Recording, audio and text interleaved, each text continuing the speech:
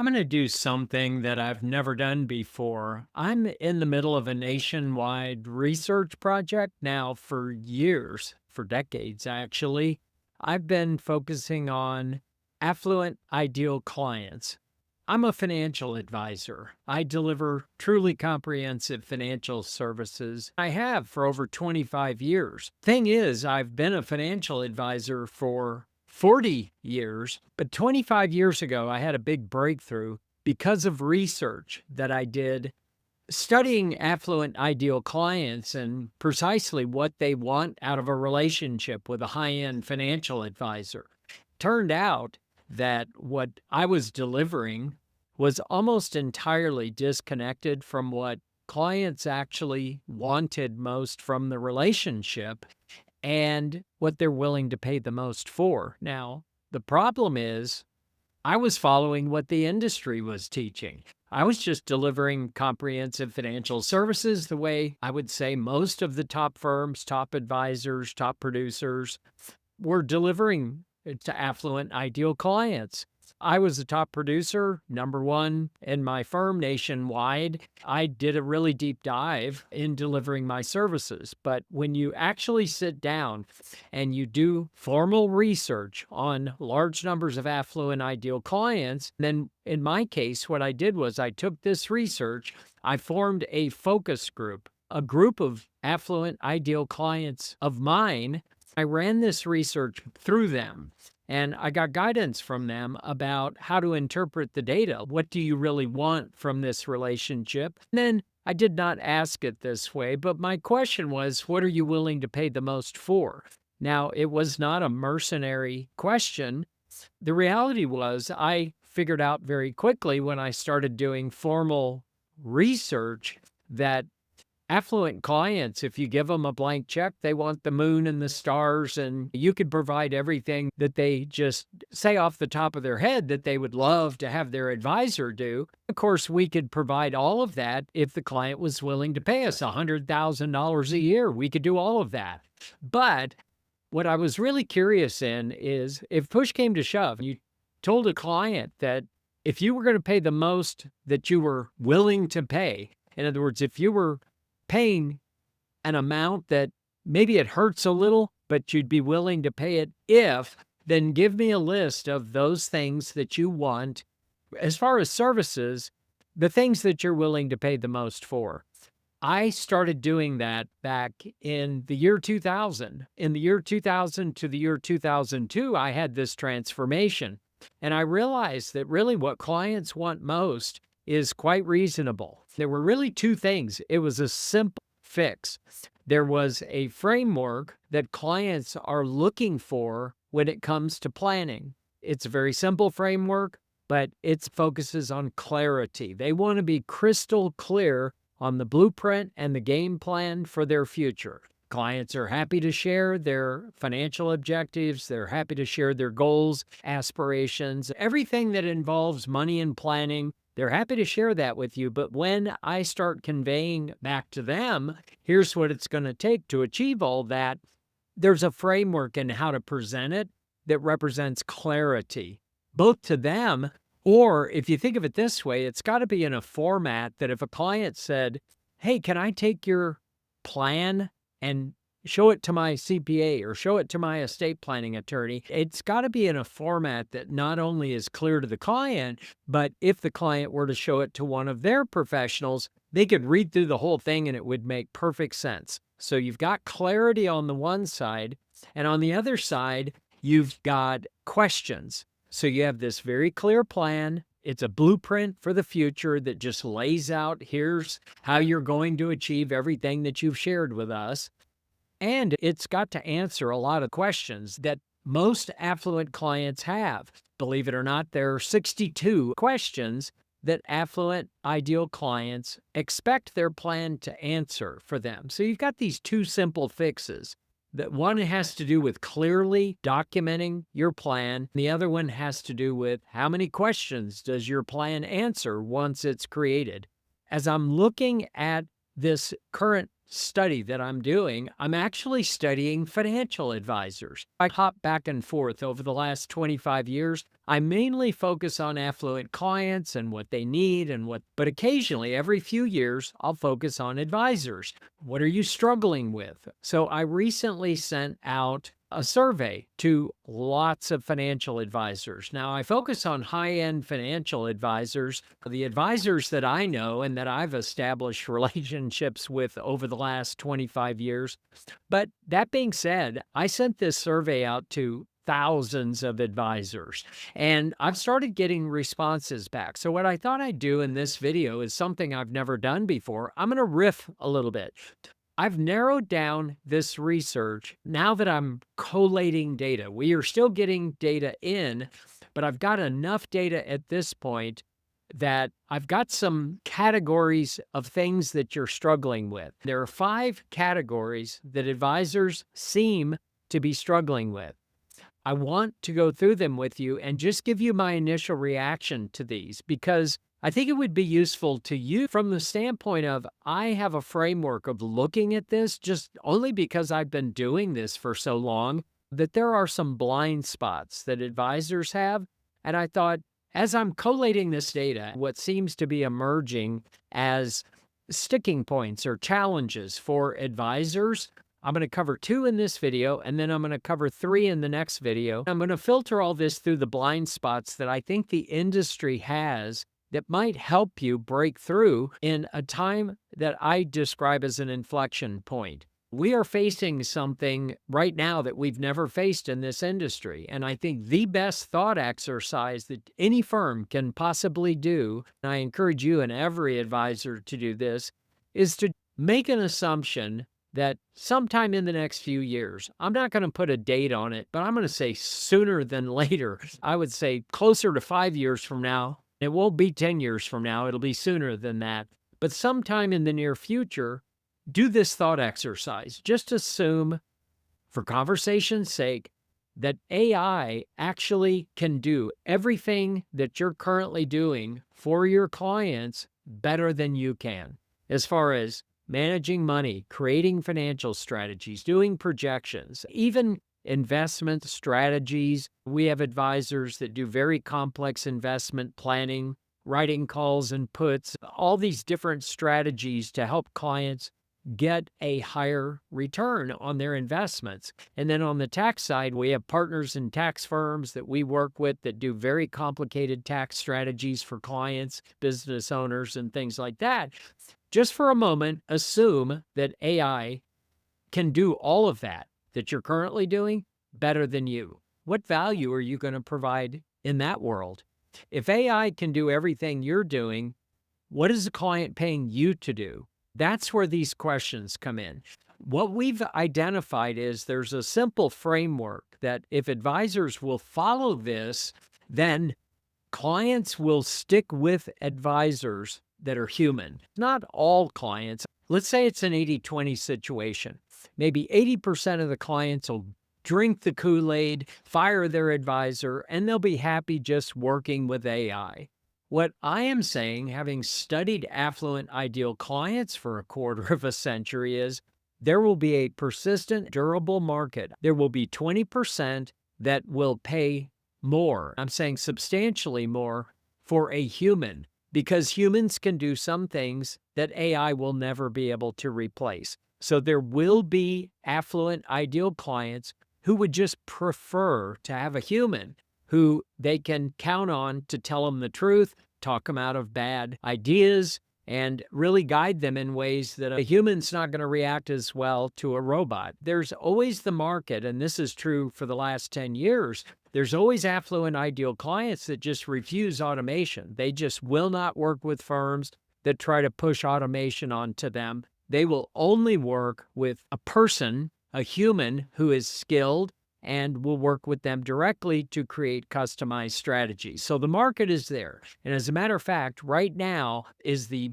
time, we have a small window of time where you can think about what value you're going to be providing in a world, hypothetically, where AI can do everything you're currently doing and do it better. The blind spot in the industry is that firms that do attempt to be more comprehensive to clients. And this is the blind spot. The industry knows this, but some advisors resist this, and that clients have been begging for decades that they want their advisor to be more comprehensive. They want the advisor to look at more aspects of their financial affairs, and they want more coordination from the advisor. So the blind spot for the industry is that the opportunity for you is, if you'll raise your hand, no matter what your current specialization is, if you'll raise your hand to your best clients and say, I will step up and I will look at more of your financial situation. I will look at your investment management, your tax, your financial planning, your estate planning. I'll help you de-risk your portfolio and make sure that they have contingency plans and alternate scenarios that just have already been thought through and will kick in if something terrible happens. So the blind spot is that most firms think they are providing planning, but the data confirms most firms, top producers, 82% of firms are planning firms that provide no plan. That when you talk to the clients, they say that their firm insists that they are a planning firm. Many firms claim to be comprehensive financial planning firms. They have on their website, they have on the LinkedIn profile or their business card or whatever. But the client's perception is, I'm going to this firm to receive comprehensive financial services. Yet, when we ask the client, can we see the plan? There is no plan. There is nothing that's ever been given to them that could even jokingly be described as a comprehensive written lifetime financial strategy. It just doesn't exist. So I want you to ask yourself, if your client asked you, could you give me the plan that you have to accomplish all my objectives that I've shared with you? Let's say they want to hand it to their accountant, or they want to hand the plan to their estate planning attorney just to look at it. Do you have something that you could give them that could be described as a comprehensive lifetime strategy? 82% of you will say no. Blind spot number 2 is firms that actually do provide their clients with a plan. We're talking about 18% of financial advisors that claim to offer comprehensive financial services. Only 18% actually do provide something, so they think they're all set. But the data shows, of the 18% of advisors, maybe you're one of them, that actually hands your client something that could be described as a plan that they could read and they could let their accountant look at it or whatever. The odds that plan actually meets the requirements of what the clients expect, or even meets the minimum requirements of your own profession, is statistically under 2%. What I'm saying is that we've been studying this for over 2 decades. When we receive a plan, even from a board-certified estate planning attorney who creates an estate plan for their client, or let's say a certified financial planner that gives their client a financial plan, the odds that plan even meets the minimum requirements of their own certifying board, 2% or less. So the blind spot is, either I think I'm giving a plan, but we are actually a firm that doesn't give a plan, or we give a plan and we think that the clients are thrilled with this work product, but the odds are less than 2% that you're actually meeting the minimum requirement. So let me go through the feedback that I got in this survey of advisors who say they're struggling with this. Now, those are the 2 blind spots. My question was different. If I could convince you that clients' expectations of you, and even your own industry's expectations of you, are higher than the standard that you're currently providing, what would inspire you to step up? Now, category 1, and I'm going to cover 2 of these in this video. First one is, I was talking to advisors who are in a program, some sort of a coaching program, or maybe they've hired a coach, or they're in some high-end coaching program or something like that.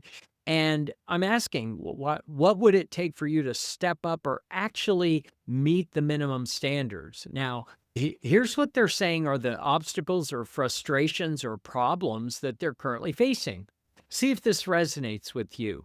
If I were to sum up the group that I'm studying of the data that I've currently got in, of people that are in programs, what they are saying is that I'm afraid I'll never feel fully competent to meet these standards, that I'll always be behind the curve. There's a kind of an inner concern. They are saying things like, I know I'm capable, but I can't seem to get out of my own way, or I can't get systems in place to click. That the harder I work, the more programs I'm in, the more things I know I'm capable, but I can't seem to lock it into a system that actually is doing the job to exceed my client's expectations. So my initial reaction to that is a framework exists.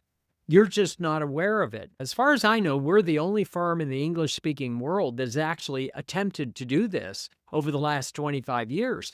We actually have the data. We know what affluent ideal clients want, and we know it's these two things that are a disconnect. First of all, you have to have a financial planning product. You have to create a comprehensive written lifetime strategy, something that the client could hold in their hand or they could pass it around to their other professionals.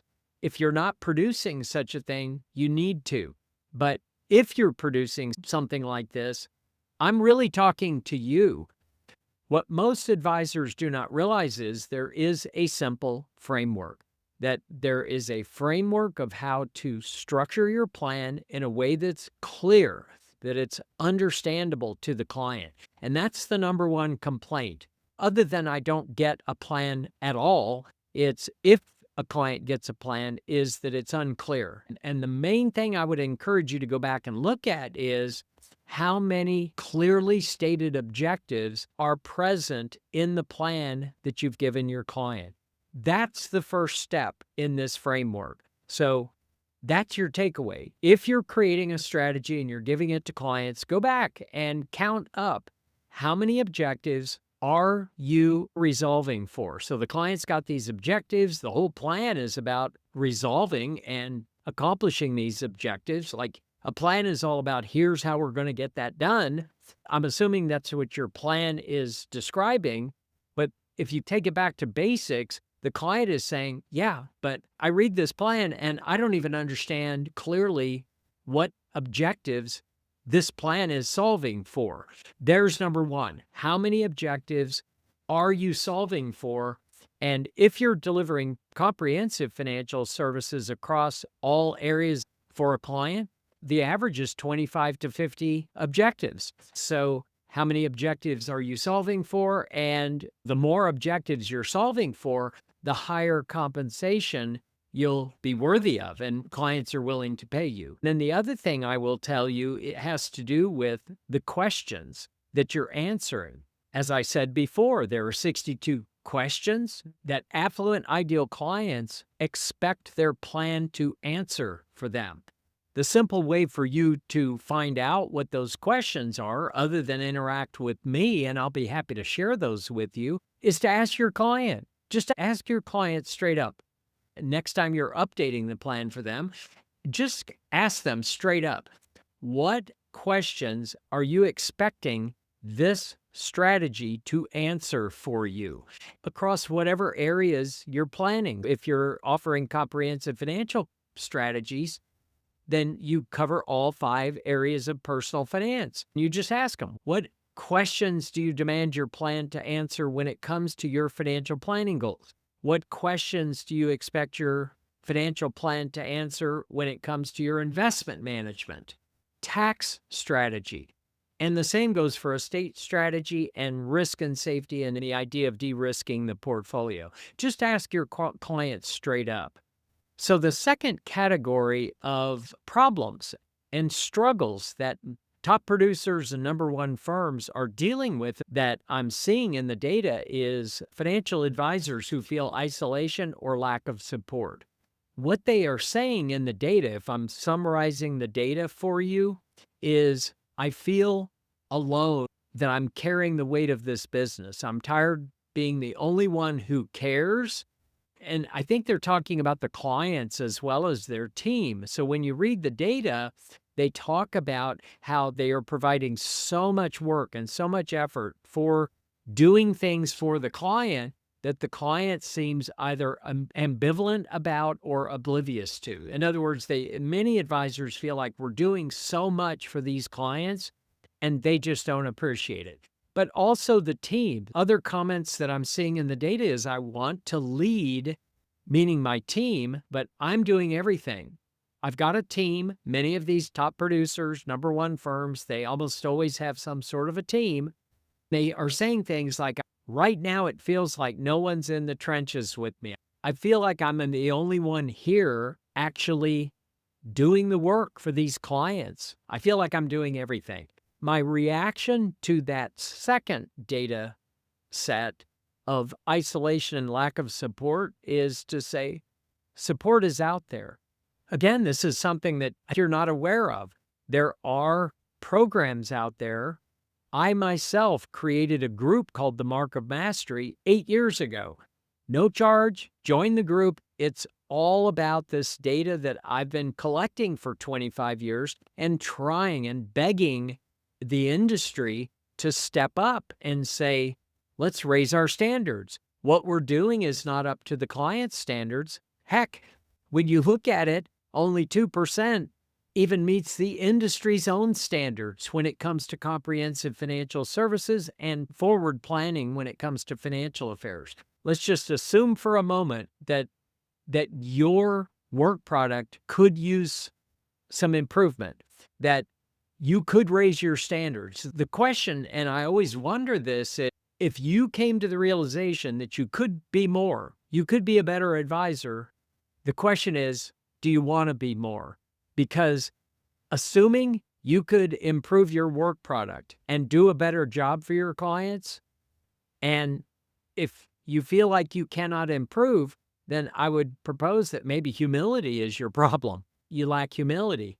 But most advisors will acknowledge they could be more. The question is, are you willing to make the effort to increase the standard of your service that you're providing? So those are the first two categories of struggles that advisors are dealing with right now. One is overwhelmed by mastery and execution. These are advisors in programs that seem to always be in a program but never seem to finish the program. Like they end up still needing to do more and it never ends. And then the other is isolation and lack of support. I would say for both of them, there's a similar answer, and I'm going to release my findings formally sometime before the end of this year. And I'm going to dial all this in. I'm going to put it into formal recommendations. If this fits you, if this struggle is describing you, here's what to do.